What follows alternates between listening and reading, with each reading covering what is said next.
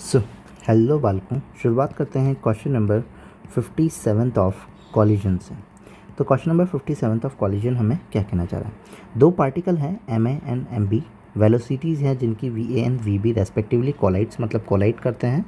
तो मान लेते हैं कि ये M है ये, और ये MB है, VB है और ये VA है, आपस में कोलाइड करते हैं। After collision they interchange their velocities then the ratio of MA and MB, मतलब कि कॉलिजन के बाद में इनकी जो वेलोसिटीज़ होती है वो इंटरचेंज हो जाती है। जैसे कि MA वाले के पास में जब VA थी तो अब VB हो जाएगी, और MB वाला जो था उसके पास में क्या हो जाएगी, VA हो जाएगी। नाउ मोमेंटम कंजर्व लगा देते हैं, P initial P final.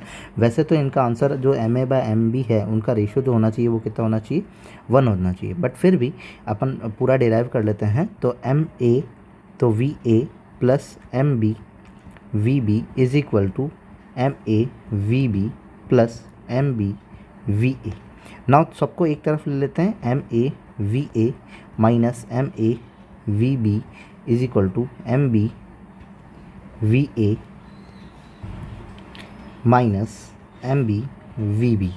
MA common ले लिया, VA minus VB is equal to MB अगर कॉमन ले लिया तो VA minus VB। Now MA upon में MB कर दिया तो VA minus VB upon VA minus VB, दोनों का वैल्यू सेम, यानी VA माइनस VB तो कैंसिल आउट हो जाएगा, कितना हो जाएगा, 1 हो जाएगा। तो इनका जो रेशियो होना चाहिए वो एक्चुअली क्या होना चाहिए, 1 होना चाहिए। ये ध्यान रखना कि अगर मास रेशियो इक्वल है, मतलब कि मास रेशियो जो है वो बराबर है, जो मास जो है वो बराबर है, तो वेलोसिटीज़ जो होती है कॉलिजन के बाद में इंटरचेंज हो सकती है। If you like then subscribe. Thank you. Option number यहाँ हो जाएगा 4।